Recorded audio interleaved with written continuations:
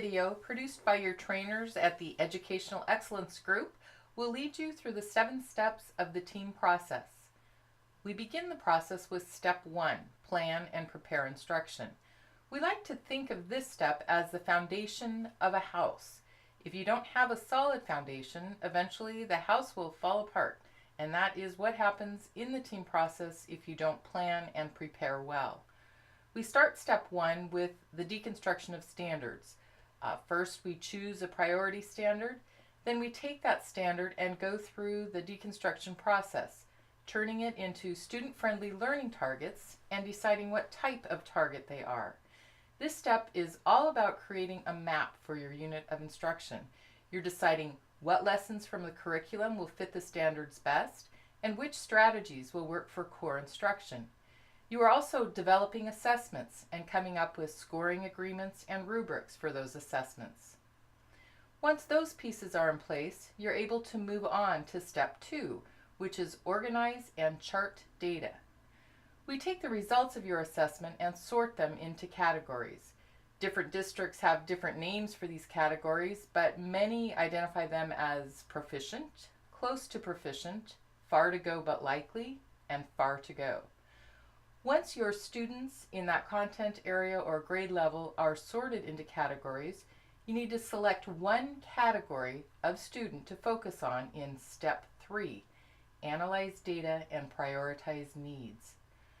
During this step, your team will take actual physical assessments of the category that you've chosen to a table and will sort through them. First, you're going to want to find out what the students can do. You always want to first focus on student strengths. If we know what students can do, it's easier for us to figure out what they can't do well and what they need to do to move on. Once you have identified their strengths, you need to examine the assessments for errors and misconceptions. Is there an issue with the assessment? If so, you can come back through the reflection step and make changes. Are there common misconceptions by students that can be easily fixed?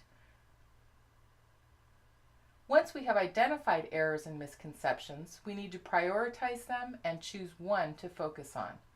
We don't want to try and fix everything at the same time.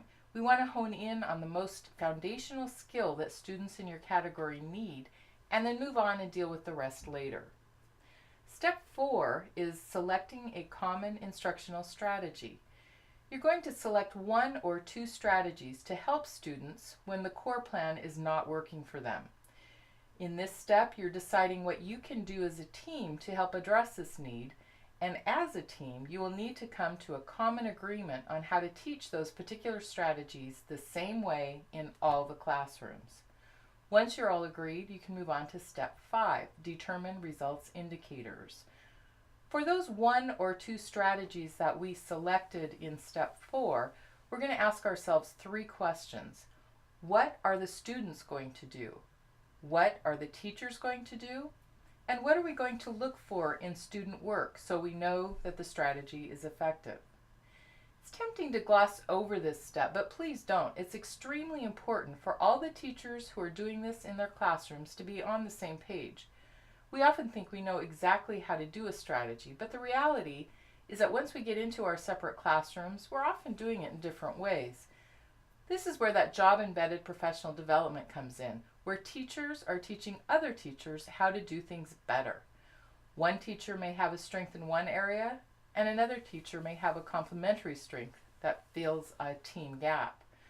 We need to know that we are executing the strategy the same way in every classroom, so if it works, we can replicate it, and if it doesn't, we can take it off the books. Step 6 is creating a theory of action. It's a short but essential step. Basically, we're developing an if-then statement. If students do this, then we will get these results. Finally, we have step 7, reflect, monitor, and evaluate results. Although we identify this as the final step, the activity that we do here, the reflection, should really come throughout the process. You can maybe think of it as step 1B or 2B, etc. You're reflecting on how you did in terms of instruction and also reflecting on how you did functioning as a team. Did you follow your norms? Does anything need to be changed in order to function better as a team? And then we make changes based on what our reflection is. We hope this quick tutorial on the team process will help you in your work. For more detail on the individual steps, including videos and a variety of team tools, please visit the Educational Excellence website at www.educationalexcellence.org.